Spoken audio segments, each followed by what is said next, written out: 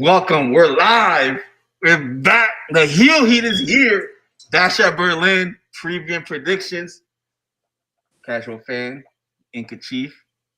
Let's go. What the hell is going on? What is? Oh, it's That's too how the early. camera off. Little It's, surprise. it's too early for this right now. I'm not mentally prepared to deal with it. That's why I'm like, We just need to move on. I'm not mentally prepared for this right now. It's too early. I can't with the tomfoolery right now.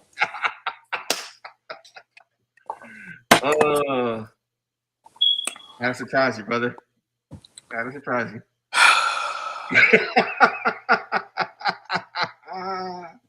I don't even know how to respond to this right now. The silence is exactly what I wanted. I don't even know.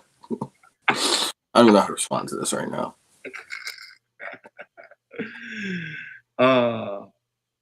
Jay, what happened last night? Did you see SmackDown last night? I did, and it was one of those. Again, they keep doing this to me.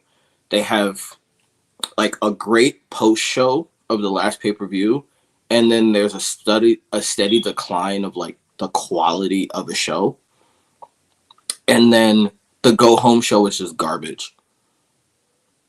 The only thing that really happened of any consequence was like apparently Cody has a knee injury. Didn't know that. Nia defeated Michin for the women's title, and Tiffany caused a cash in. Oh, and Bayley came back. It seems like Tiffany was about to cash in, and then she looks down, and Nia like looks up at her like, "Yo, what are you doing?" Mm-hmm. So they're doing the whole tease cash in thing again, which is whatever, it's fine. I just think it's too early though, because I wanted to see more of that. No, it is, but they're gonna tease it because they're putting Tiffany and Nia together. So it's like they're gonna tease it until they need to do it. I get it. It's like it's one of those things that kind of needed to happen, but the match was okay, but there wasn't enough for me going on outside of like Nia went through a table on like a second rope powerbomb spot from Michin. That was pretty cool. But like you were just waiting for the end of the match. It's one of those matches where like you watch it and it's like, all right, let's. It was for the follow up, not really the match. So I'm like, the match was alright, but they teased the Austin Theory turn again, where Austin finally was like, "Yo, you need to stop opening up your mouth because like you keep getting me in trouble, and I'm the one that keep getting knocked out." And I think it set up a Baron Corbin versus Theory match next week, which whatever, don't care. Your boys, Legado del Fantasma, I think finally blew off their feud with Apollo Crews and Baron Corbin. So hopefully they move on, but they're still kind of rudderless too. So yeah, nothing really. Solo cut a promo pretty much is like, oh, we're gonna fight the Street Profits and DIY next week. We're gonna win, blah blah blah. And it doesn't matter who wins today, that Solo's going to come back after the Undisputed title. And I'm like, woo. Like, it's one of those things where it's like nothing happened that I can really be like, oh, this affects tonight. Like, it's a lot of promo packages. My issue right now, and this is, I need to say this, they are awful at pacing the show because they didn't have much of a show. So it's like, between the Nia coming out, there was about like a solid 6 minutes of commercial. Michin comes out. The match starts 3 minutes in, another 6 minute commercial break. And then the end of the match. I almost fell asleep like 6 times during the show because of how long the damn commercial breaks are. There's not that much advertising in the world. Like, I understand Fox is trying to recoup the money, but this shit is annoying as fuck. Like, I hate the way they pace the show. Hated it, and it made me hate the show. I don't think it's their fault. I think it's because it's Fox. It's Fox TV. Yeah, it's Fox can suck a meat stick at this point. Because if you think about it, when you watch a movie on like those channels, you're literally Like what was supposed to be like an hour and a half movie goes out past the 2 hours because of commercial breaks. I'm happy that they're leaving Fox after like I think next week is their last show on Fox. So like, Where are they going? USA Network, Sci-Fi. Yeah, they're going to USA. Yeah. Until for I think they're on USA until like 2026 or something like that. Mm-hmm. And then everything's moving to Netflix. I'm very happy about. I think next week's show. I think it's either next week or the week after. I don't remember. Starts the NXT on CW. Mm-hmm. So we'll see how that one works. But I think it'll be like Fox. At this point, Fox is only good for some of their shows and football because the pacing for a wrestling show is god awful. Like god awful. Yeah. That's why I'm worried about NXT because NXT right now, their pacing is fine. You know? Yeah. But I mean the CW isn't terrible with their commercials though. Right, but that's when you have movies and stuff like that. But how are they with their shows though? It's not bad. It's No? really not. No, it's not bad. It's pretty well paced. Okay. Not to mention, for me, it's better because I can just stream it the next day and just skip through the commercials. Yeah. I have the app too. All right. Honey's going to join us soon, but let's get going on here. I can't wait to see her reaction because I think that's what you're waiting for before you take it off. Because I'm like, there's no way you're going to do a whole show muffled like that. But all right. We'll see. Yeah. We'll see. So I think the Cody Rhodes injury is to kind of sell the match a little more to make it like, well, Kevin always has a chance to win. Because if he goes in healthy, you're like, yeah, it's going to be like a squash match. It's enjoyable it is. But if he goes in with the injury, it gives Kevin a chance to be like, okay, well, I'm going to work the knee and do this with the knee. And Cody comes through even injured and all that. So kind of like the pectoral muscle injury. So they had to do it. And I get it. But I just didn't like this match as it is. You know? It's not a feud. You can't extend it past this. It's one of those situations where if it leads to one is going to lead to a Cody injury moving forward. I know that it's going to be like a brutal Cody injury, so that when Cody faces Solo again, he'll be like hobbled a little bit, which gives off the impression that like, oh, could Solo win the WWE title so that when Roman comes back, he'll have the WWE title? And I'm like, if this is what y'all want, y'all can buff it because y'all have no concept of storytelling because the whole point of the bloodline storyline is about the Ulafala. It has nothing to do with the title, and adding titles to it just makes it stupid. Yeah. It's a family blood feud. Let it be a family blood feud. That being said, I think they're just setting up for Solo Cody 2 at Bad Blood. Either Bad Blood or not Crown Jewel, the other one. Some Survivor Series? No, the other Saudi Arabia show. Because I think the other Saudi Arabia show is at the end of end of September. It's in November, I think. Oh, it's in November. Okay, never mind then. Then they're probably setting up for Bad Blood because Bad Blood is at the beginning of October. Let's see what I got here.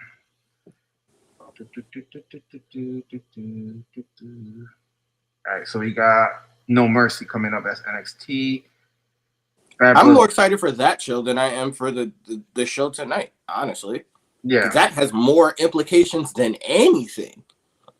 Mainly, like, could they really put it and the top NXT title on a TNA talent? And the debate of whether that's a good idea or not. And he's gone. And he's back. Okay. Well, we are just going to be going through technical difficulties, aren't we? No, I was trying to type something and I was in the wrong window. But, okay, so we got Bash at Berlin tonight, or today. We got Bad Blood in October, and then Crown Jewel on the 2nd of November, followed by Survivor Series War Games at the end of November.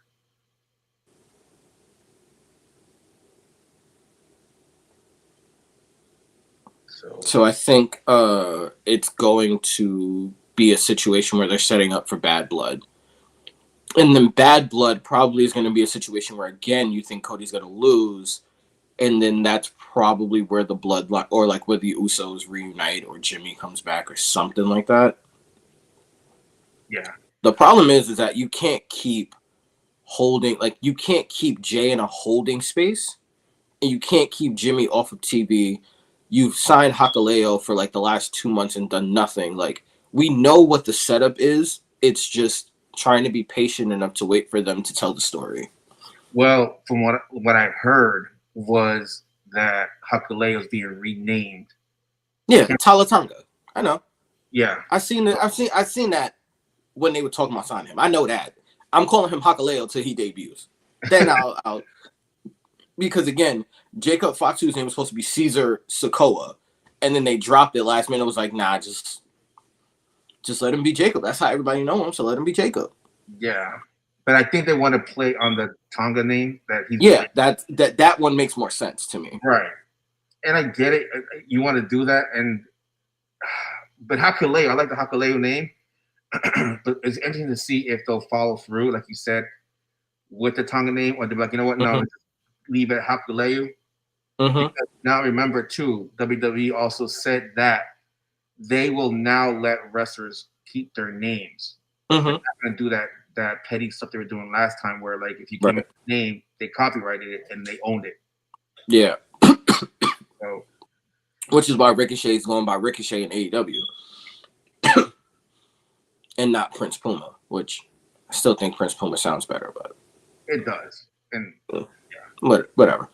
But yeah, I think the thing with me is that it feels like the way this is setting up, somebody's gonna flip sides before Survivor Series. And I'm hearing the one thing I heard was Hakaleo's gonna join Roman. Jimmy's coming back. He'll be Roman, and then Jay will get flipped over to SmackDown at the draft. Sure. Yeah, which the draft is also coming up. Which again, to me, it's just like,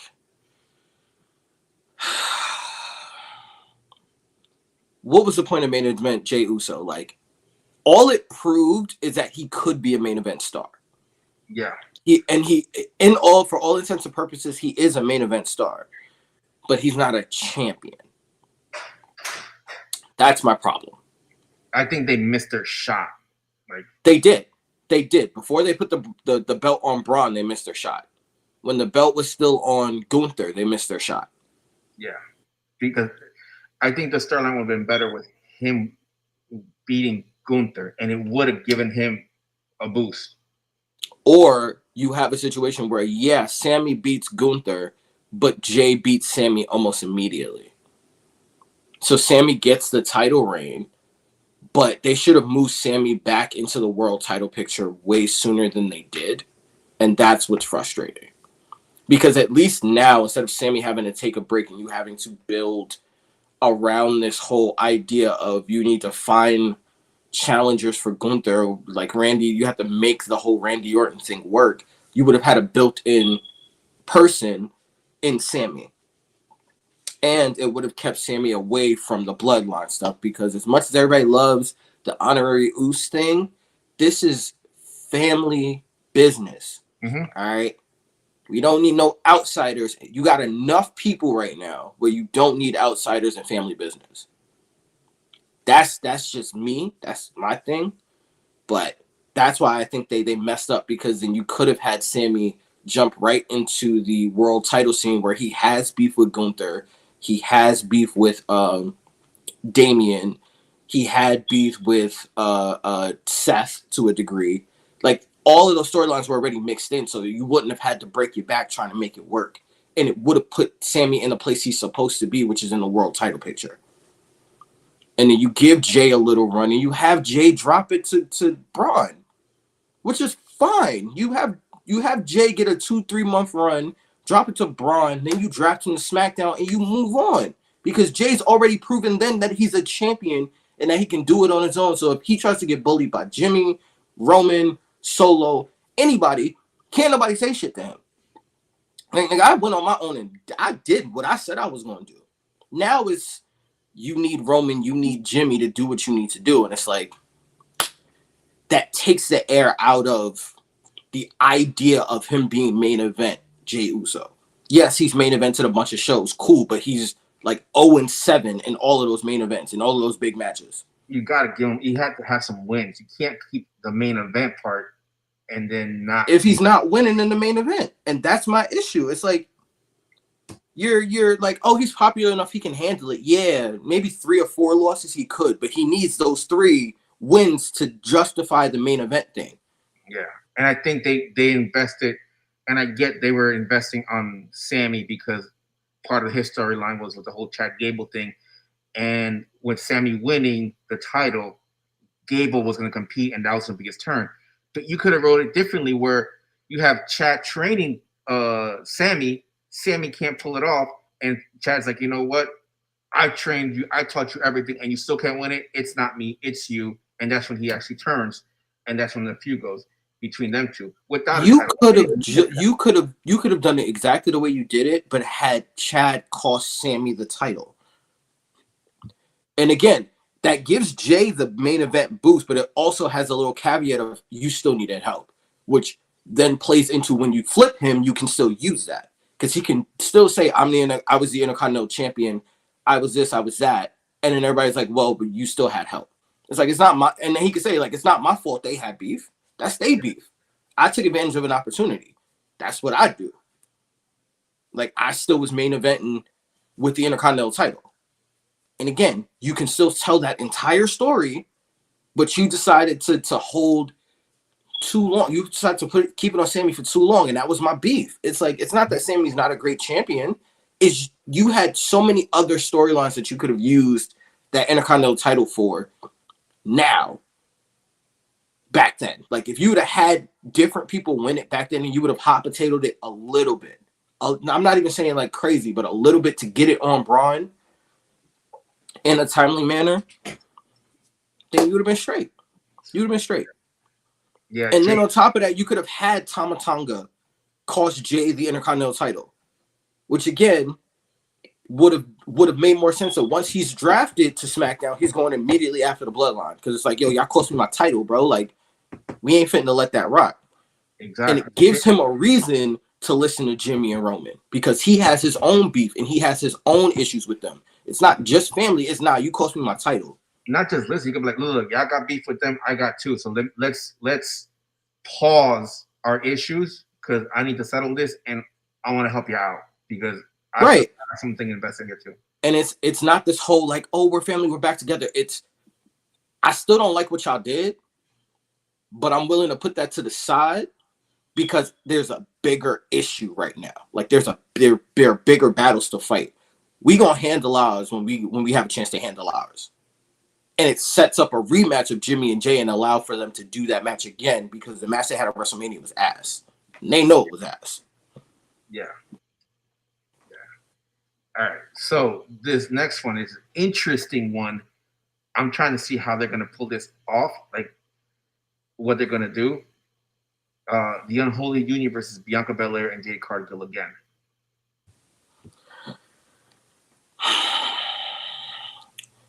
Is it terrible to say I don't care?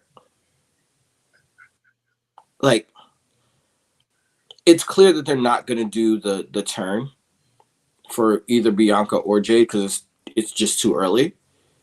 So, like, if you put the titles back on them, cool, you have the titles back on them, but y'all wasn't doing much with them when they had the titles. So, it doesn't matter at the end of the day because you're not doing much with these titles. You're doing things to make it seem like you're doing stuff with the titles, but like with the Party Girls out, which is the only legit tag team in that division, you have, Pure Fusion Collective, which sounds like a faction in an anime. Cool, maybe you can feud with them for a little bit. You have Unholy Union, which they don't even call them that when they're announced. So it's like, how you expect me to respect that? And y'all don't even do that. And then you have Jade and Bianca. The thing is, for me, these titles, why are y'all not showing up regularly to NXT, where the actual women's tag teams are? There should be way more matches for these titles on NXT. There should be way more feuds for these titles on NXT.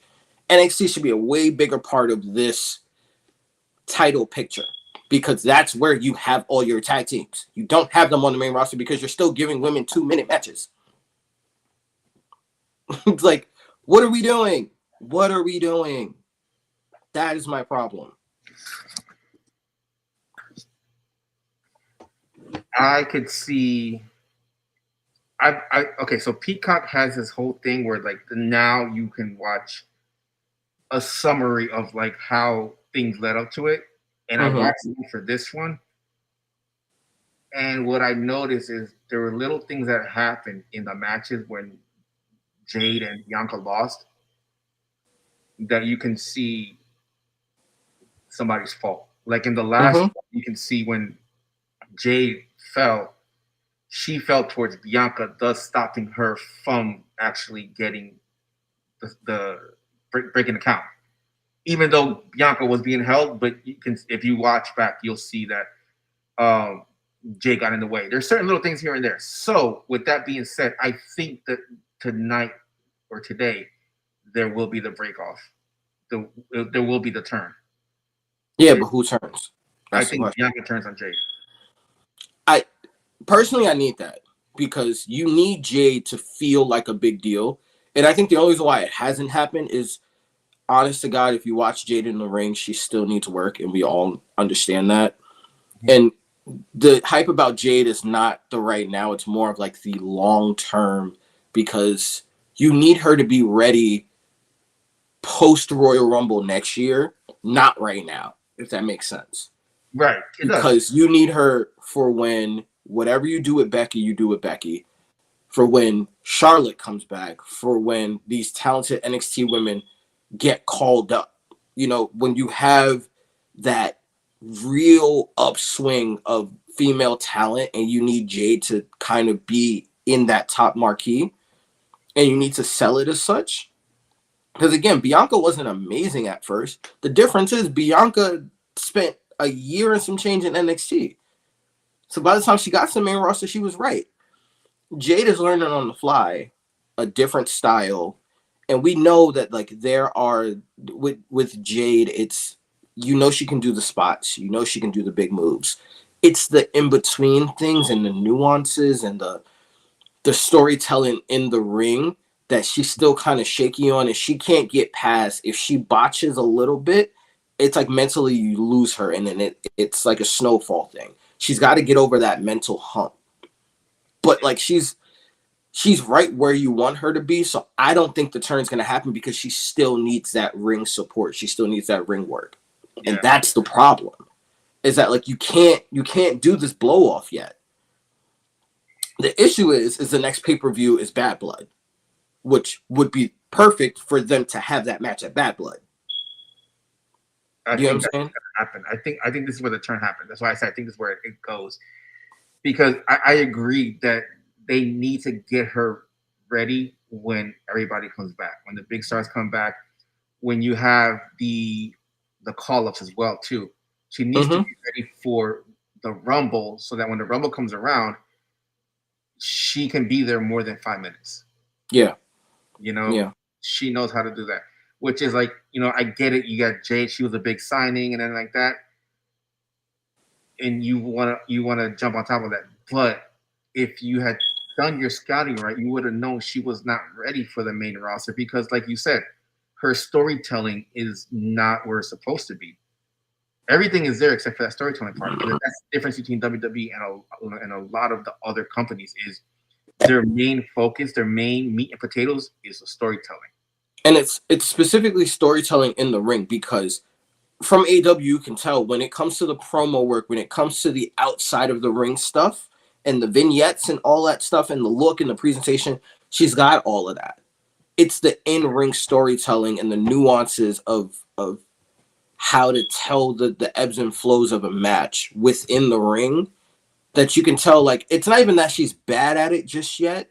It's that it hasn't clicked for her. Right. And she needs to get NXT for that. Yeah.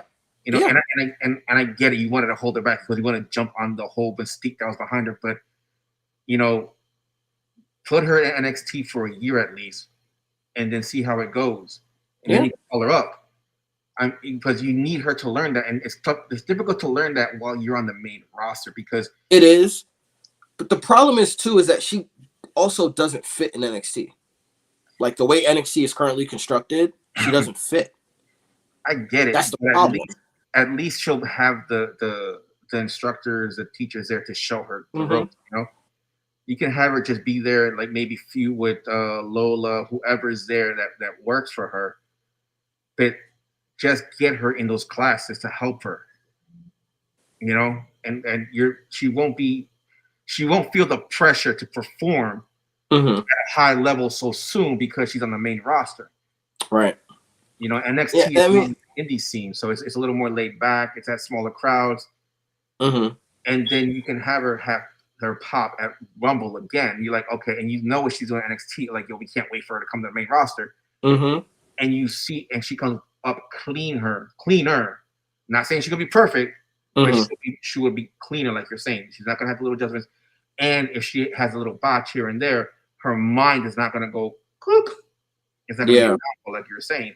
It's kind of what the phenomenon you're seeing with Trick right now, where like we all wanted Trick up last year, but even him losing the title, I still don't understand. It's whatever. But you're starting to see it click on a different level for Trick, where like it's not the hype, it's not all that stuff anymore.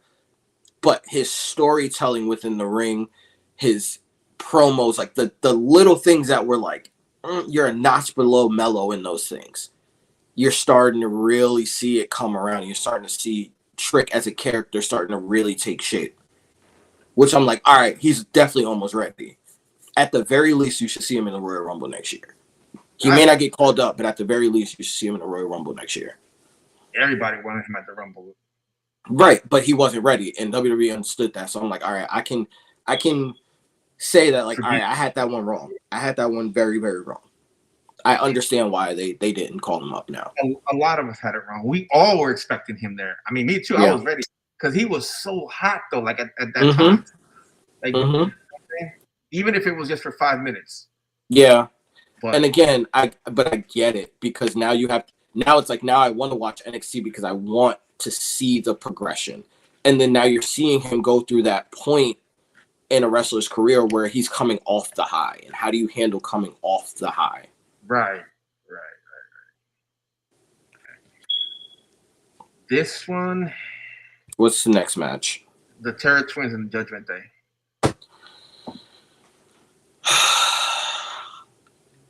I'm not even. That's the sad part. Is I'm not even making picks for these last couple. I just realized that I'm not even making picks.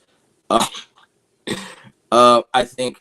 Well, the ones we talked about, I think Bianca and Jade win. Personally. What was the first match we talked about? Cody and Kevin. Obviously, I think Cody's retaining. And now this one. Wait, you think the whole is going to lose to Jade and Yes. Yes. Okay. I think it's going to be one of those situations where, like, yeah, they win, but they lose the titles very quickly after. Okay. Terror Twins and Judgment Day. I feel like because of the way the Judgment Day is currently constructed, they can't lose this match. Like the Terror Twins they both can afford to take the loss, but the loss has to set up Rhea's rematch at Bad Blood and Damian's match with Finn at Bad Blood. Like this match has to be a buffer for the two. While also making Dominic feel like the rat bastard that he is, but also feel like, I mean, maybe because he announced that he's going to be a part of the Intercontinental title tournament. You almost got to feel like that final is going to be Jay versus Dom, and that Dom has to have a chance of winning. You know what I'm saying? So you need Judgment Day to win to make Dom feel credible, but you have to do it in a way that it's the Weasel way. Like he has to be that Weasel, and Judgment Day has to set up going forward. Liv's rematch and the match between Finn and Damian. So I feel like Judgment Day has to win. You're right. Yeah, I told you it was gonna get hot under there at some point. Yep. So here's the thing. Salt and pepper's out. Here's the thing. It's gonna be tough because the thing is, how do you have this match go and keep the feud? You know, like what do you do? Because you have to have blood. Right. But the feud isn't between the people that are in the match. That's the point. Oh no! I'm talking about like the Terror Twins and Judgment Day because it's literally Terror Twins and gets that faction. That's the thing. You have to figure out a way where the Terror Twins can't win as the Terror Twins. They have to win separately. So like that friendship, that camaraderie is still there, and that's I got your back. But we have our own things we need to do, which is why I think you need for them to lose. The way I look at it, I have the Terror Twins winning, but it's not like a clean win. It's like by DQ. Mm-hmm. Because I feel like I agree. Dom has to come out looking strong at one point or another because you have to prep him for that run at the IC title, even if he makes it a final or just a semifinal. But you have to start building him up because of the fact that if you pay attention to the Judgment Day and you pay attention to how the new leader comes about, it started with Edge. He brought in Damien and then Rhea. Mm-hmm. They kicked him out after they brought in Finn. Mm-hmm. So then you had them three. They converted. Okay, so hold on. Edge converted Damien because Damien was a face at that point, and they brought in Rhea. They converted Finn because he was a face as well and brought him in. Then Rhea converted Dom and brought him in. Mm-hmm. Finn then brought in JD. Lord Farquaad. JD McDonough, and then Dominic brought in Carlito. Converted and brought in Carlito because Carlito was a face with LWO. Right. If you look at that process, the Terror Twins are kicked out because you had Finn being built in the background and as strong. So in order to continue that, you have to build Dom because Dom is the next one to take over and kick Finn out. Not saying it's happening next week, not saying it's happening Royal Rumble, but you have to start building that to see that through in for a year or two when they ever decide to pull the trigger to have Dom turn on Finn and kick Finn and JD out because he's not keeping JD in there. Those two are stuck. They're like the Terror Twins. So one goes, the other one goes too. Unless Finn turns on JD. I don't know.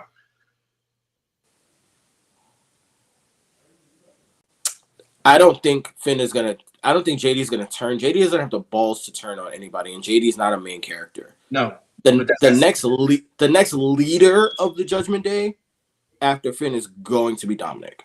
Right. And you have to start building Dom to look strong in order to pull that trigger whenever you start doing it, sometime next year or the year after that. And you have to have Dom get enough vibrato, which is why I think at some point, hate to say it, people gonna hate me for it. Same way Honey hated me for the Logan Paul thing. You have to have Dom beat Braun at some point for that title. You have to. Or you have to have the Judgment Day switch to SmackDown and have Dom beat LA Knight. You need Dom to get a signature win. Or you put either title on Jay and you have Dom beat Jay. Either way, Dom has to win that major title. Yeah, because that's the only way he's gonna have the confidence to step up to Finn to lead to the eventual takeover. And here's the thing: he has the heat. He has massive heat. All you got to do now is just build him to where the heat that he's gonna get at that point is not because I hate this guy, but it's like I hate this guy. He's winning now. It's even more of a heat that he'll get, and it's. If we thought his heat was bad as it is now, it'll be worse when he starts winning and you start building up and he wins those titles. That title he needs to win. It's gonna be the only difference between Dom and Logan Paul is that Dom is gonna have a higher success rate and definitely gonna be a much more frequent defending champion. Jay, I mean, we could hope so. Unlike we could hope that so. mess, unlike that mess that we got with Logan Paul when y'all Jay, I will even go out on a blasphemed limb and and say, wished upon him gold, and then look what happened. Nothing. Jay, Absolutely nothing. I can even go and say this. I will say this. He will have so much heat. He can come out with no theme song. That's what they need to do. They need to do the Tommaso Ciampa. They have to do the Tommaso Ciampa type of heat where he can come out with no song and you're gonna hear boos. You're gonna hear boos and everything. And he has the bravado as it is already. Well, he'll come out smiling and be like, "Come on." He just needs. I swear, he just needs like 15 pounds more muscle. Like just 15 pounds of muscle. Honestly, like true real life muscle, not like steroids, but like real muscle. Yeah, he's good, and he needs more of he needs more of a striker's package versus the lucha libre stuff that he does now. He needs more of that, like, I'm gonna beat you down and humiliate you type of package. A lot of people don't know this about Dom right now, but Dom is currently the only wrestler that's wrestled like he's, or not the only wrestler, but he's right now the only current wrestler on the roster who's wrestled more than like 200 matches this year. Yeah. So like he's getting the ring work. I need the style shift. If that makes sense. It's not even about like, you can see the growth in the ring. I just need him to get away from Rey Mysterio style. It's like, bro, you're like 6'1". You can't wrestle like Rey, bro. At the end of the more like Seth than at Rey. the end of the day, Dom, this whole thing has been about building Dom. Even when he first joined and when he got jumped by Brock Lesnar, that was all that. Every single thing that's happened to Dom is literally that's meant to happen to Dom in order for his growth to be the champion, the face champion that we know he's going to be in the next decade or so. But the thing is too, I need him to be a heel champion first before he's face champion. Yeah. Oh, absolutely. You need him to be a heel champion. Absolutely. You need him. Because he's already had a heel run with the North American title, so the rest is going to just write itself. I would actually personally, believe it or not, I kind of would want him to win the NXT title first, because it solves both problems, right? He wins a title that not a lot of the roster actually has won. If you look at it statistically, not a lot of the roster has actually won that title. And he can defend it on both shows while also being the guy that hampers young talent. Yeah. Even though he's younger than most of the talent.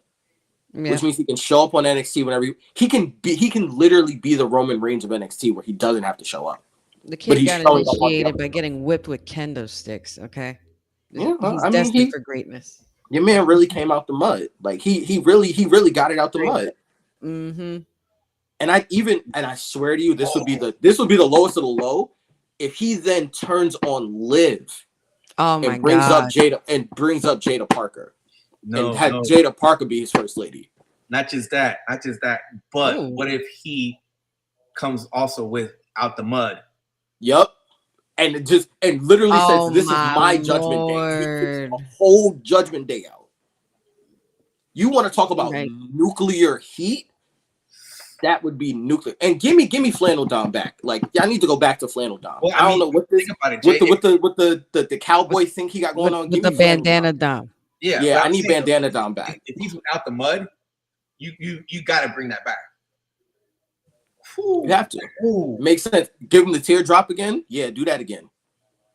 That'll be fire. I'm telling you, bro. There's so much they could do. But this goes back to what I'm saying. You have to have them win this match. Because it has to start, even though that may be like 2-3 years down the line, whatever. It has to start with the vibrato of like, I beat the original Judgment Day. Oh, are you talking about Liv and Dom winning? Yes. Yeah, that's my pick as well. That has to happen because you have to give him. Because again, imagine Dom and Liv win, but gasoline on him. But Finn loses at Bad Blood. So. Because Dom can legitimately say, I beat Damian Priest and you didn't. And then on top, because again, you have to give it to the point where like Dom starts to really start beating his chest. So this is all about breaking Dom out and also breaking Finn out and putting him back into being a singles competitor. He's being now that he is the big guy in the Judgment Day, but he could easily get betrayed as well. Yeah, and he always does because again, Bullet Club. When he came over and he had the club with the other two guys, he flipped. He's flipped on AJ because again, he's always always trying to be the guy to get ahead of the curve. Mm-hmm. But at the end of the day, like he's always going to be the guy to get turned on. Bring back the demon, and that'd be the perfect way to bring back the demon. Honestly, it's like we were talking about that earlier. It was on Peacock. You have now where you can do. You can watch like how these matches led up, all that stuff, and this Judgment Day went there, and I will talk about how everything started. So we all know the Judgment Day is like started with Edge. He flipped Damian Priest. They brought in Rhea Ripley. They flipped and brought in Dom. No, sorry, they flipped and brought in Finn because he was a face. Yes, it was they Finn. Flipped and brought in Dom. Then they brought in JD. And then they flipped and brought in Carlito. Well, they also brought in R-Truth. We can't forget that. R-Truth is the to me. Not for nothing. R-Truth is the only one that could end up helping Rhea and Damian win tonight. True, but R-Truth would be the equivalent of like having Sammy be the honorary Uso. Like, we get it. It happened, but like this is family business. Keep it family business, please. Yeah. Like that's how we got to the conversation because it's like at a certain point. Okay, so but the only difference is R-Truth actually thought that they were family. Like Sammy always had assumed that he could be a part of the family, but he couldn't. R-Truth just inserted himself in the family and was just like, yeah, this is my Judgment Day. This is my crew. I'm hanging with I feel like he could definitely bring a comical note to it if he does show up tonight. Though I did hear a interview he did recently where he was like. He enjoys what he's doing, but he feels like now he's been pigeonholed into that comic character. So I'm almost like I wonder if him and Triple H are having a conversation of bringing back NWA R-Truth or Ron Killings, where he had that run as a heel champion. Yes, because everyone's expecting Miz to flip on R-Truth, and I'm like, if R-Truth then flips on Miz. And R-Truth has this heel run. That's way more interesting to me. That would be interesting, but I think also that would be a cool way to usher in him being the last one to face Cena for his retirement. Give us a Ric Flair and Shawn Michaels classic. Right? Imagine R-Truth saying, "I'm sorry, I love you" before he hits the finisher. I mean, too, and that also, the funny thing is that would also coincide with Xavier turning heel, because then you can bring back that NXT tag, that TNA tag team. Here's something about that one. That's why I asked, but then it happened with New Day yesterday. Is it really going to be Xavier turning heel, or is it probably all the smokescreen? Odyssey Jones is going to turn heel on them. Here's the thing. I heard that, but or could it be Kofi? Which one would I actually care about? I thought Kofi too. Here's the thing. Can Kofi by himself be a heel? Let's have a real conversation. Can Kofi by himself be a heel? So why would they even? Unless he has Odyssey Jones as his muscle. Yeah, but Kofi as a mouthpiece being a heel is what I mean. Like Kofi, the character, can Kofi be a heel? We don't know because he's never done it. He's never tried. Even when he tried to do it with the New Day, it wasn't convincing. The part with any three of them, they tried, and it was well. That's the thing. Woods, people hated it at first. People hated Woods though more than anyone else. They were like, they hated Woods because they made Kofi and Big E a heel. Woods was the real heel in the three. Like Woods has already proven he can be an effective heel, and people have been asking for Woods to want more. That's the whole thing. There's no reason for Kofi to turn heel because Kofi's has had every single title in the company. What does Kofi have to be mad about? If Odyssey Jones turns, then cool. The New Day have their whole, we're still brothers. We're still going to go back and do what we always do and blah, blah, blah, blah, blah. And they're still stuck in the same holding pattern. So Odyssey Jones being the heel also doesn't make sense. Woods being the heel to me is the play here because it effectively moves everyone forward. And you can bring the New Day back at some point. You can even have a segment where Big E gets the New Day back together. Big E doesn't have to wrestle. He still has the same. He's still the effective mouthpiece. You can have them do it on a pre-show panel where he does it on a pre-show panel. Big E is still as effective on the mic as he's ever been. What matches have y'all gone through so far? Cody Rhodes, Undisputed Union, on the whole Union, and Bianca versus Bianca Belair and Kate Cargill. Oh, okay. Well, the big 2 out of 3 is my pick, and Cody's retaining. Obviously. Cody's retaining. What was the other one? And Bianca and Jade. Really? See, I told you. I want you them the only one. Titles back. You the only one, bro. I want them to get the titles back. I think they should. I told Jay, I was like, I think everybody's so quick to rush these girls to fight each other, like, and split. Like, I don't want to do that. I feel like there's so much more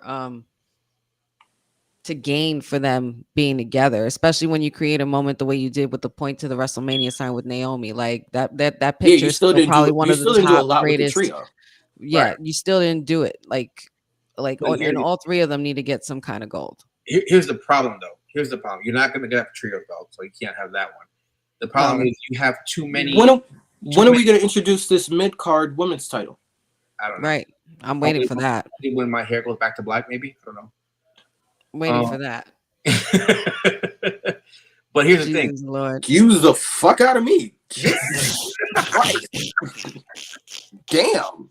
The stats. My goodness. Because here's the thing: how many times have they had the match now? Even though you had a triple threat match, no matter what, they still come up short. You can only have them lose so many times, and then be like, okay, like this is not going to happen. So it's like we got to go. So it's like at this point, it's like either the breakup happens during the match or after the match, where it's like, yo, we lost how many times now? And I think it's going to be where.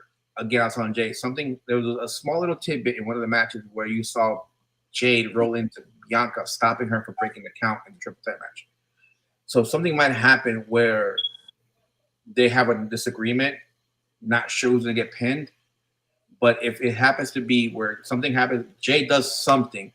Well, now I'm starting to wonder now, is this whole now, and is part of her having issues an act to sow seeds where like she's at fault now that they constantly losing these matches, and Bianca just turns on her and be like, all right, I'm sick and tired of losing, and we're losing because of you. You're doing this and doing this, and I'm tired of losing to you.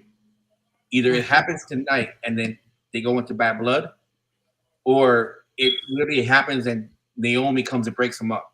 But I think it just needs to happen because you cannot have them losing anymore, and they already had their title run, and it should have never lost the belt as it was. You had them drop the belts just to have a nice cherry, happy go home for the unholy union, and I get it, but I just think pull the trigger now because you have to. You just can't. You can't hold on to it. Or they win, we're good, and the turn happens in the Royal Rumble. Going towards WrestleMania, which would actually be poetic justice because they met at the Rumble, doing the same damn thing to other superstars. Like they both had the girls held up, and then it's every woman for themselves, as we all know. And proposal, you have it be that after, like, you have Jade eliminate Bianca.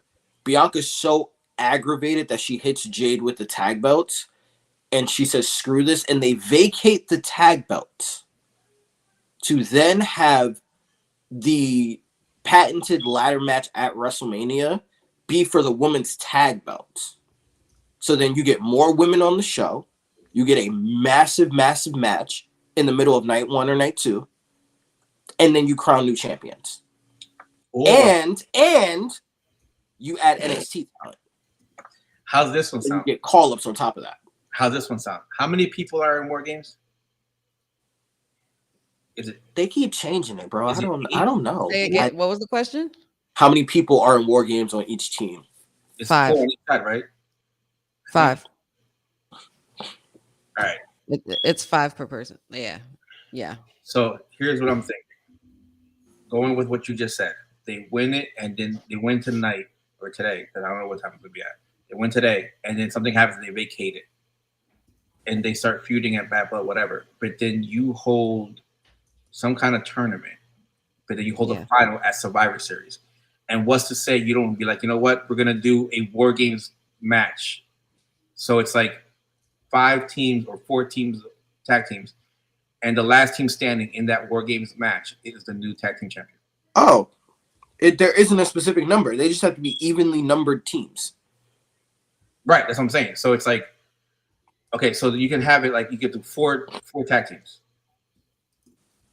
You know, the problem is you need the whole captain of the team thing, but you can finagle that. I get what you mean. I just think that is trying to pigeonhole the women into a War Games match, because you don't really have a War Games match right now for the women, truthfully. So it's almost trying to square peg round hole them into a War Games match. I mean, you could do it. You definitely could.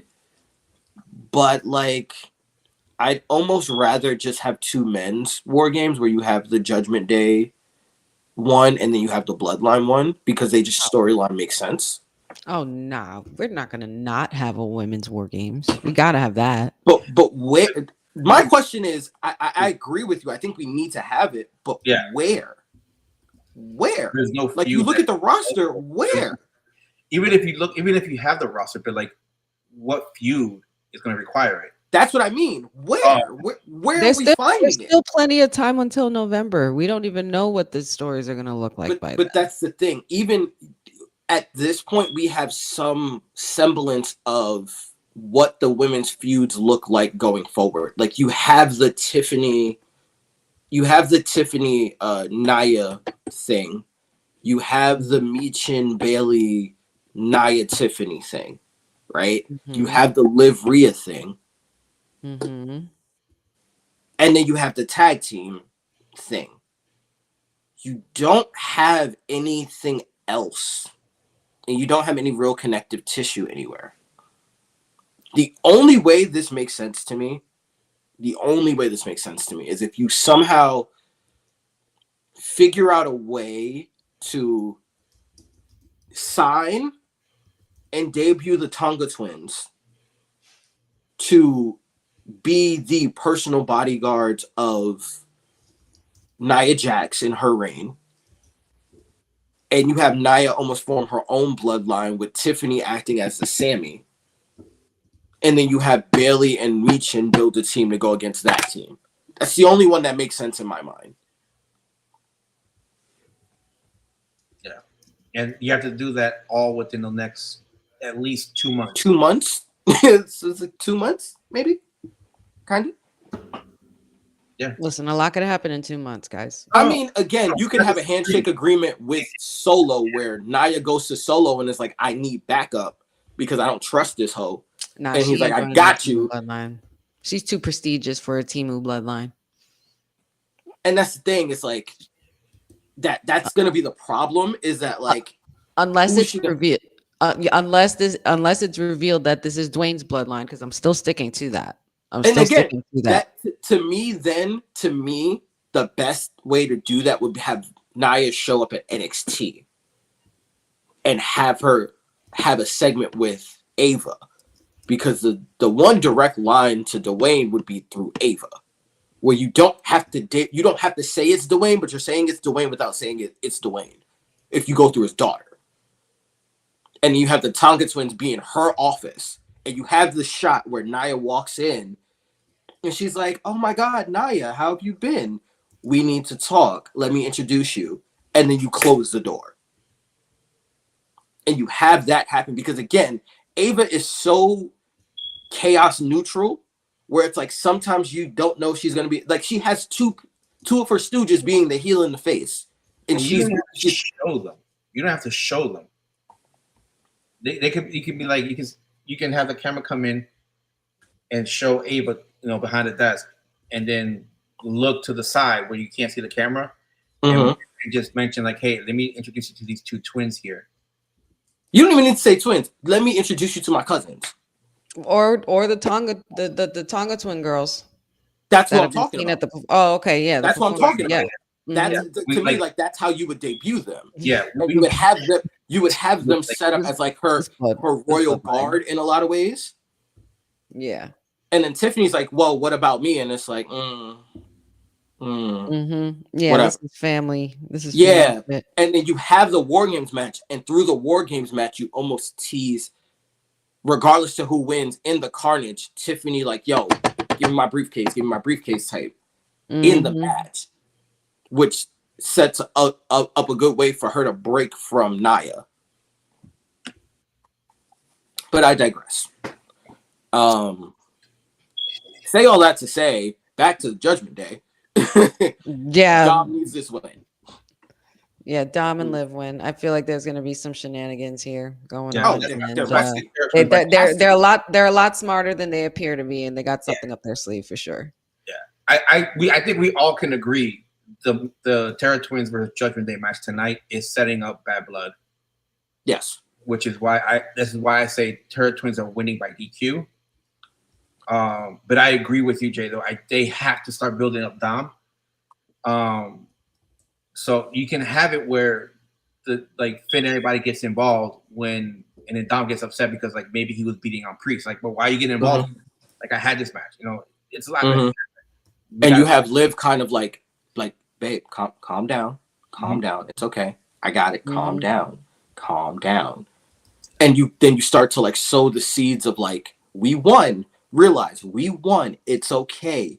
And then you kind of have Finn and you kind of have Finn like, yeah, no, we won. We made sure that we won. And you have Dom kind of give him like the side eye of like, this little they don't believe in me. Like they really don't believe in me. Yeah. And you start to have Dom, because again, you can have the Dom and Liv thing, and that's cool. But I just feel like she is good she's a good foil for Rhea, but she's not the best partner for Dom. No. Which is why I said Jada. Because Jada's kind of the in-between between what Rhea is and what Liv is. Yeah. And then, again, you also come with the heavies that now the Judgment Day are missing. Which is, again, why the Judgment Day isn't threatening, because everyone's my size. I'm not the most threatening human. I'm 5'11", like 205. I'm not the most threatening human ever.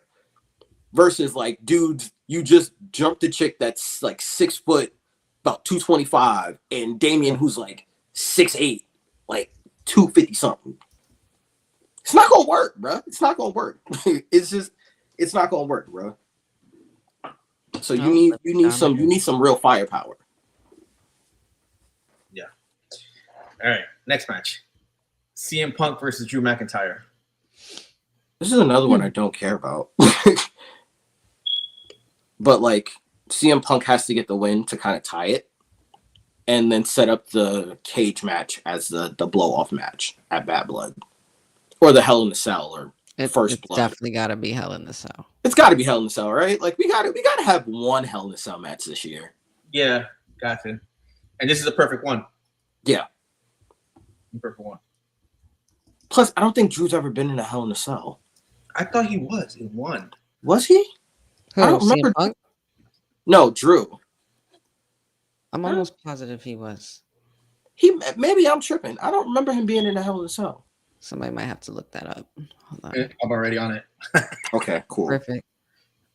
But my pick is actually Drew in this.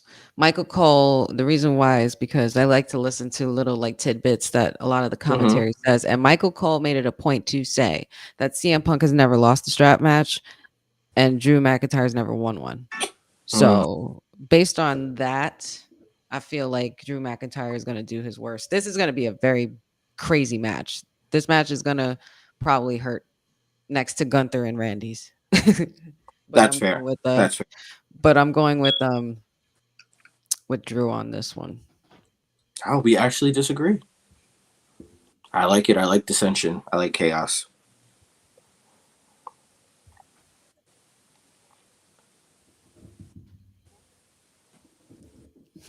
Yeah, no, I like chaos too. All right, so hold on. So he was on the pay-per-views, but He's never been in Hell in a Cell. I'm looking at now. He was at 5 of the pay-per-views, but oh wait, no, that wasn't. No. Oh wait, that was okay. I'm just trying to see if one of them was a Hell in a Cell. Yes, he was. Oh, okay. He was against Bobby Lashley, Oh, that's why I don't remember it. 2021. Oh my god. That's why I don't remember it. Okay. He lost to Bobby too. I only say that because like I don't remember any Drew McIntyre Bobby Lashley match the way I should.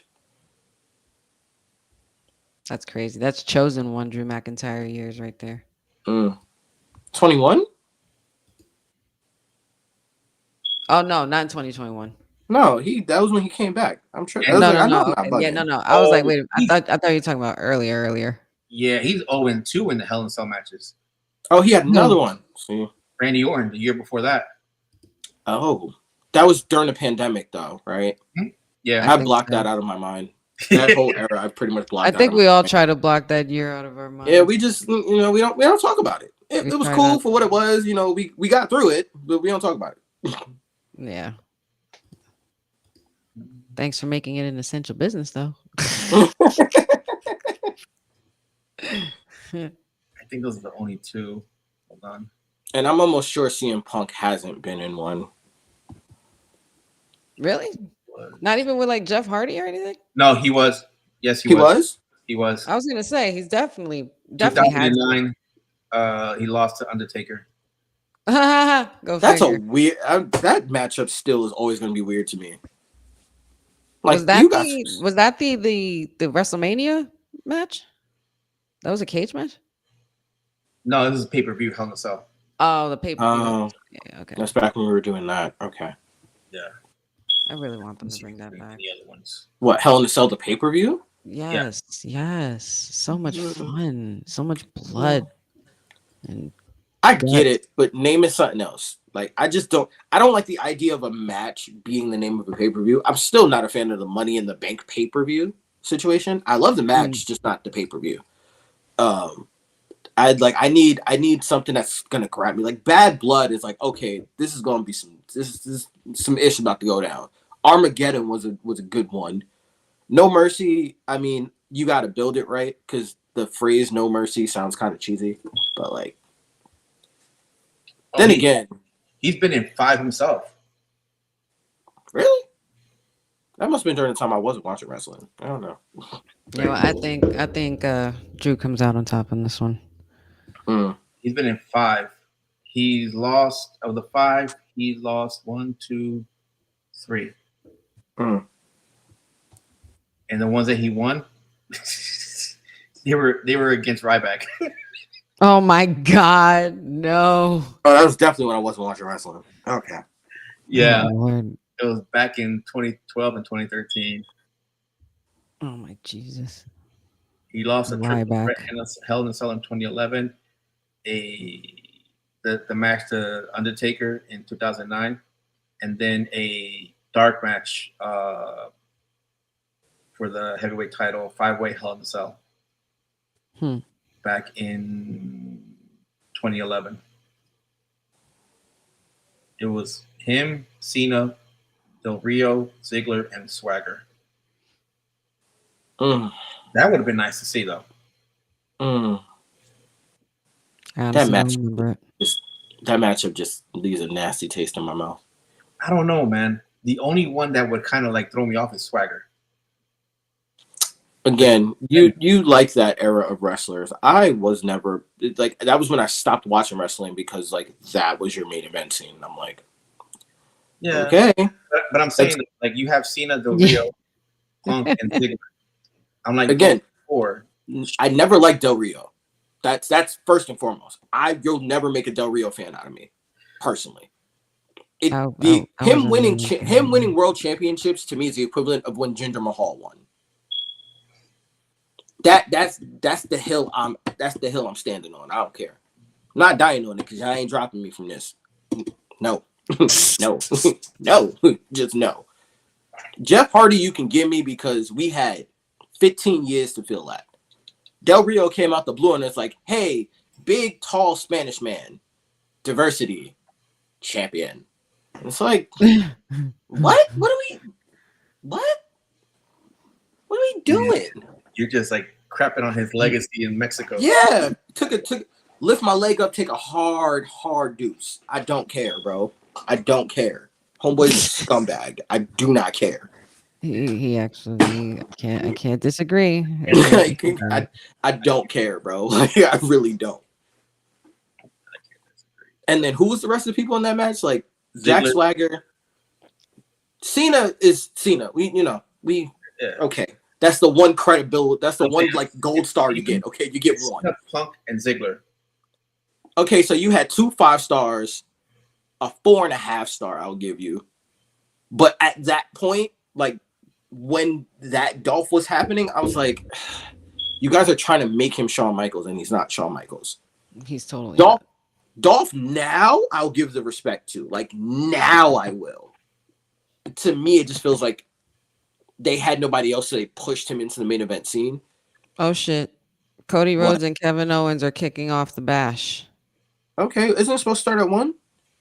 No, I know, but I didn't know. It just came out that really that's they're interesting. kicking it off with that match. That's interesting because the last match, the closer, is the last. It's going to be the Gunther match, yeah. Where else that are you makes going to sense. put him at? Because that's unholy union as well that you can't put them in the beginning because they're there. That's probably going to be the palate cleanser. They'll probably be the middle match. Yeah, that's going to be a palate cleanser or the P-Brick match. Unfortunately, and that will be the title change. Yeah, that too. So the last match is Gunther and Randy. Here's the thing. There's this big push from the nostalgia era. I can't even call them my era because that was after me personally. Because again, I consider myself an Attitude Era kid, so like I understand the nostalgia push for like let Cena break the record, let Randy get 17, all this other stuff. I'm of the school of thought where these guys are at the point in their career where they're building for the future. They're building the future of the company. Gunther has, for all his accomplishments, never faced someone of quite this caliber on this stage. If you are going to tell me that Gunther is the big deal that you say that he is, Gunther needs to win this match. Randy's going to have his moments because Randy is Randy. Gunther needs to win this match. And I get it. We don't give people wins at home, even though we've done it a couple of times this year. But Gunther needs to win this match. I don't mind Gunther dropping the title at Royal Rumble or even Backlash, but just not right now. It's not right now. We can't do that right now. I love Randy, love it. No, he definitely wants to. I could see Randy beating Cody at like WrestleMania or something for the win. I could definitely see that now. I just don't see them. Their newly minted guy that they're telling you is the guy to lose this quickly to one of their legends when their legends are meant to solidify the new guys. So I'm definitely going with Gunther handily in this one.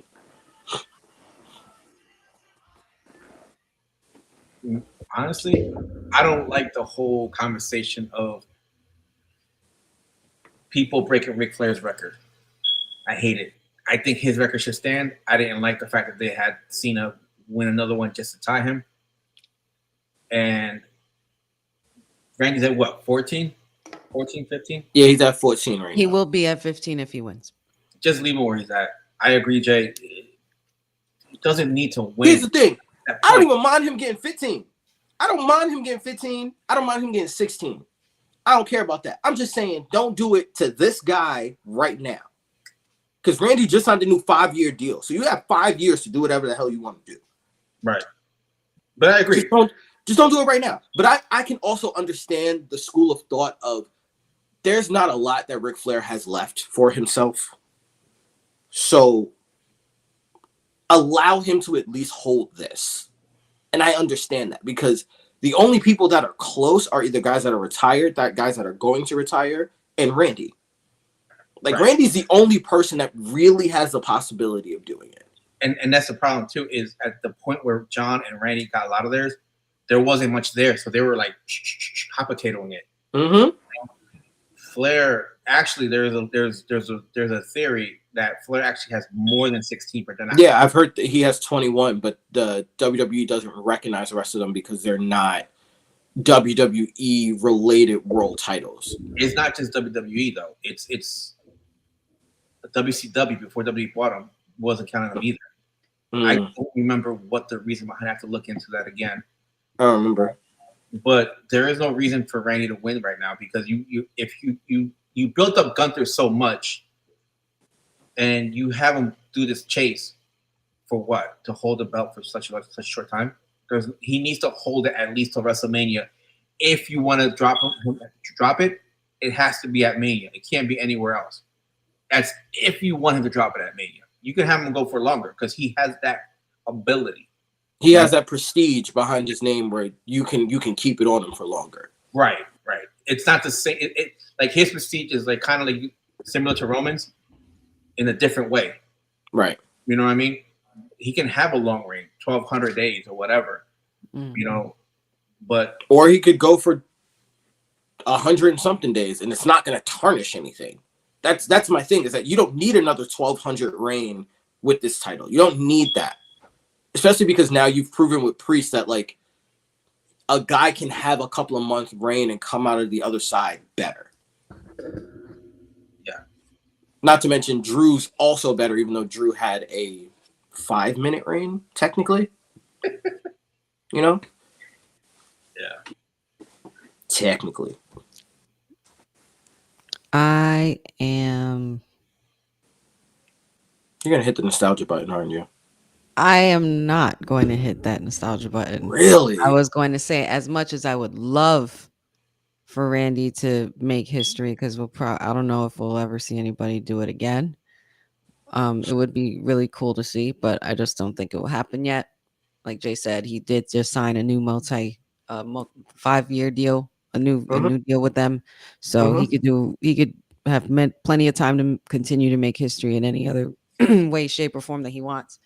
But I am going to go with the ring general. There's no way that you put me through what you put me through in Philly for him to lose the IC title that way, for him just to gain the heavyweight championship, just to be a transitional champion. And we know that Gunther's not that. So, and this match is definitely going to hurt though. I mean, I'm not emotionally attached to Randy, so I mean, maybe it's just me. I'm not that emotionally attached to Randy. It's like, bro, his greatness. I mean, physically, it's gonna hurt. Oh no, I'm gonna be like sitting up there with an ice pack on my bloody chest bloody chops. Yeah, no, like this is, and plus Randy damn near 300 now too. This Randy, and that's what I said to Matt yesterday. I was like, man, Randy ain't no walk in the park. This isn't gonna be easy for Gunther. But Gunther's going to get put over in a big way. He is. And what's funny is that Gunther's always been the heavy in all these matches. Now he's being put in a light where he is facing people his size and bigger. Yeah. Well, so it's very interesting to see how Gunther's style now has to change because he can't manhandle people anymore.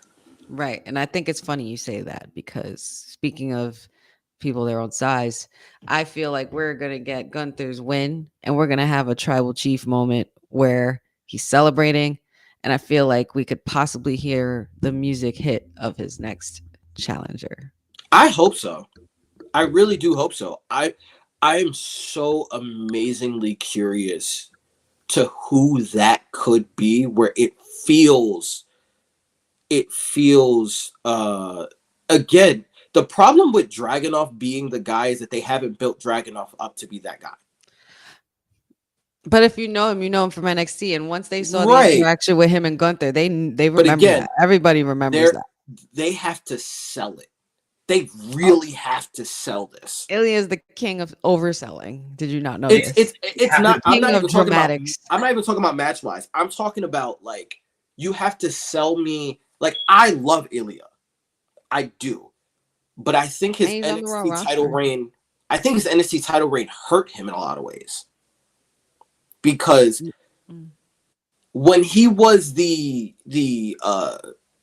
NXT UK champion, there wasn't all these vignettes. There wasn't him talking and him being a good guy and all this other like chummy crap that they had him do.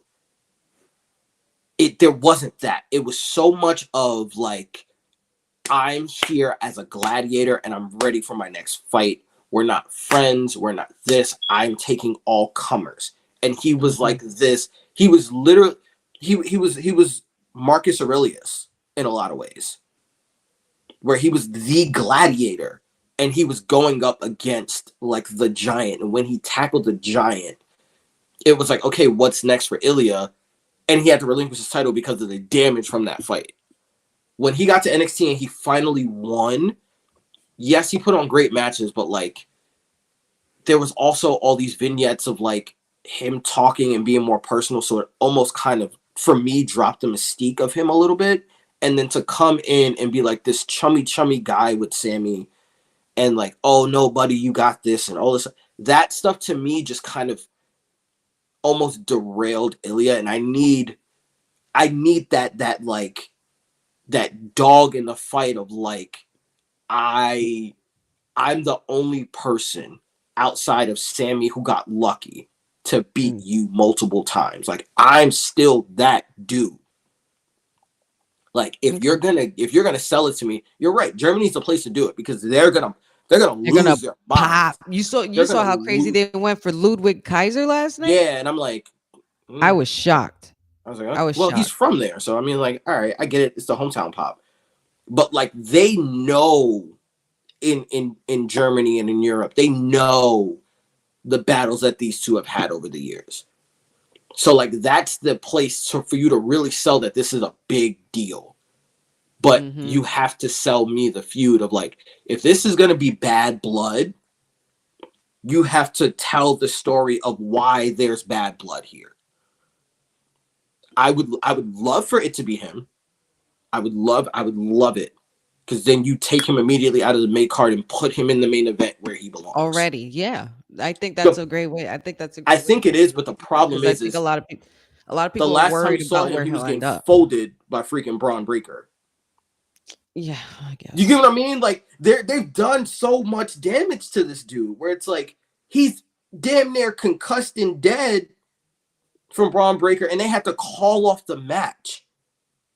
So to go from that to then I'm your next challenger, it's like, wait, what? Ain't that the dude that just got packed up like 2 weeks ago? And like you gonna FedEx him to Germany to fight this dude after what? Because at least he could beat this guy. Yeah, but then to me, then it's like, okay, so you're telling me that my Intercontinental Champion is more of a threat than my World Champion. You get what I'm saying? Like it's the mixed messaging that comes with that. Like, yes, I agree with you. I need for that match to happen, but you have to sell it to me. Whereas, like, you need Ilya to get his comeuppance. I don't even like he can pin Braun Breaker, but it doesn't have to be for the title. I don't need it to be for the title, but you need him to get that comeuppance. You need him to tackle Titans. I'm not talking about giving him small wins. I'm talking about giving him wins off guys who are multiple time world champions, who have the pedigree of someone that can instantly like challenge Gunther. Like, unfortunately, this is when you need a Seth. This is when you need a Drew. You need a CM Punk to do business. Because he needs... Brother. Yep, that was my face too. That was my face too. Yep. That was my exact reaction. Wait, you know what I mean? Why did you come out with the Hogan though wearing a lucha mask? Yeah, like I the mixed messaging right here. Because of the fact that it like what? And then the match like no sense. That screams racism to me. Oh my god. Oh my god. No, that gave what that looked like a Dragon Lee mask. I was trying to get. I was shooting for. Is that your gimmick? The Inca Chief? Is that's a luchador gimmick? Dope. All right. What's your finisher? See, Lomo Saltado. What? See, this is when I check out the conversation because I had to cheat to pass Spanish, so I don't know what the hell he's saying. Here's my thing with the Ilya thing is they have to build it back up. That's but essentially I in a feel like nutshell, that. But I feel like that's the way to do it. That's the way to do it. Bring him to Gunther.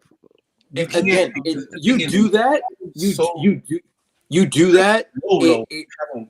You knock them down to the fact that when he came out of NXT, it was like he was unbeatable, and this is what it took to get the title off of him. To where like, okay, he beat monsters down there, but then he can't even beat Braun Breaker. So not you even Ilya to build Braun Breaker, and I get it. That's fine. I'm okay with it, but you're just pushing back the Ilya, which is again, it's fine because you have to build him. Again, it's not even that he lost. He got folded by Breaker. Like he got folded. They had to stop the match. So it's like, yes, do I want the Ilya Gunther? Essentially, Ilya Gunther 3? Yeah, because Gunther, if you look at like the breadth of their feuds, I think Gunther probably has more wins overall, but Ilya has the bigger wins. You know what I'm saying? So it's like, yeah, I get what you mean. Like, if you want to make this guy feel like a big deal, then have him challenge for the world title and give us that real, like, Gunther versus Ilya banger that we all know can happen. The problem is that you had this man get concussed and wheeled out by Braun Breaker. So because he can't deal with Braun Breaker, he's going to go after Gunther, and it's not going to be a squash match. You know what I'm saying? Yeah. Like they did Ilya so wrong that like we gotta wait now. because they did him so greasy. Like, but again, I agree with you. I think we should get introduced to Gunther's next challenger. I just have not a fucking clue who it is. I've got no clue whatsoever who it is. Wow. Those are my picks, and I'm sticking to it. That's my story, and I'm sticking to it. Again, to me, it's like, all right. I feel like his music hitting would slap with the crowd, and the crowd's gonna go nuts. True, but I think you can have the same effect with Jey Uso. The problem is that he's in that Intercontinental title tournament thing, where we know he's gonna lose anyway. So, like, do you then have him lose that? Like, right? It's one of those where it's like, I'd almost rather him pull out of that and be like, this is a prestigious title, but I'm here to be the main event, and then him go after Gunther. The problem is again, you can't keep putting Jay in these situations where he's a big deal and have him lose when the chips are on the table. Like, the man is like 0-7 this year in big matches. And still the hottest thing going. It's still the hottest thing going, and that's great, but it's kind of the LA Knight thing where it's like, yeah, it's great that he has a title now, but like, it's gonna happen. It's definitely it is, and it's great. But then we also have like the bigger story of the bloodline that supersedes Jey Uso's story, and we have to do that story. I think there's a way to intertwine it. We spoke about that earlier. Again, the only, because there are the rumors now that the draft is coming up pretty soon, and Jay's supposed to get switched over to SmackDown, right? Interesting. The only way that this works is you have an open challenge on the first night of the draft. Jey Uso flips and wins the U.S. title of LA Knight. That's the only way that makes sense to me. Like, you have to give him a title almost immediately to justify his main event status. Or because right now it's not justified. I feel like we'll definitely find out after all of this. Yeah, but I like what you were saying though, Jay. Like, where they either cost him the title in some way or form, like the Bloodline does, where he joins up with Roman, not to like I'm not handling family business. Is they owe me a pound of flesh, so I'm gonna help you. We're gonna help each other in this aspect. You know, I'm gonna get my pound of flesh from them and help you at the same time, but we still got our problems because like you said. But again, I agree with how you ran things. So, and again, the only way for me to do the problem is that we only have 2 months to do this. That's the problem. That we only got 2 months to do this before the War Games match, before the first real big fight between the two sides happen, right? My biggest thing is I don't know when the draft is going to be, so I don't know how close to Survivor Series is going to be. That's the problem. Because the way to do it would be to have Jay win the U.S. title, and then you have Jay lose the U.S. title to LA Knight because of the bloodline, or the Wolfpack bloodline. But you can only do that after Roman has formed his side of the bloodline. Because then you have a situation where Jay loses it, and he's walking back like, damn, I just got screwed again. And then his family comes out, and it's that moment of like, all right, y'all got it. Let's do this. And then that sets up it sets up the War Games match. Because it's like Jay should be the last person to join that. Because Jay's like, out of everybody else, I'm good, bro. Y'all have y'all beef. I'm good. Until y'all beef becomes my beef. Then we have a problem. So it's a matter of like, yeah, this is great, but all those little weeks of like nothing happening and we're building this bloodline Wolfpack to be a threat still feels like waste because we're still waiting for Jimmy. We're still waiting for Hakaleo. Now we don't know when Roman's coming back because he was supposed to come back on the 13th, and now that he was taken off the marquee. So like we don't know when Roman's coming back. And we have to put these pieces together before you get to November. So like, what are we doing, friends? What are we doing? You know, what are we doing? That's my biggest thing is I believe Paul Heyman when he says, you guys don't even know what's coming. Oogie, boogie, boogie, boogie, boogie. I get it. I understand. But do it. Do it. Just show me. Please do it. Because at this point, we waited 300 days for this. And you're making me wait another year. And I'm not liking it. And then on top of all that, again, stop telling me Jey Uso's main event if you're not going to put a title on him. We don't care how long the reign is. Just put the damn like Trick Williams' reign was short as hell with the North American title. Don't even. But he got his first title. Yeah, but don't even get me started on Trick William where they got him right now. That's a separate podcast. That is a separate podcast. I know we hear that and Swerve. I'm not happy. We hear that might be for you. I might have to hop onto your other podcast so that we can, discuss. Yeah. It's just not here. Right. But for this moment, I'm just saying, stop telling me this guy's a big deal because crowds pop for him. Right. Show me that you also believe he's a big deal with everything that's not him flirting with Rhea on Twitter. That's all I'm saying. Show me that you believe that he's the big deal that you want us to believe that he is. I believe in Jey Uso. All right. And with that. Wait, hold on. Before we leave, I can't check the chat, right? So I don't know who's talking in the chat. There's like 4 messages that are just sitting there, and I'm like, I don't know what's going on. They were all like spam. It was like a hey. Oh, okay. How you doing? And somebody put a link. That's fine. Yeah. And then one of them was from me. Yeah. So, all right. Thank everybody for joining us and being here. It was a great show, like always, with our guest here. Show's about to start. Ooh, right under the gun. That's beautiful. No. Yeah, man. Got the watch along happen over with Women's Wrestling Talk in a few minutes. So make sure you guys jump over to Women's Wrestling Talk on all streaming platforms. You can follow me, Wrestling with Honey TikTok, Wrestling with Honey Instagram, Facebook, Wrestling W Honey, and like and subscribe, share, tell your friends all about it. The new Wrestling with Honey podcast that will be joining YouTube very soon.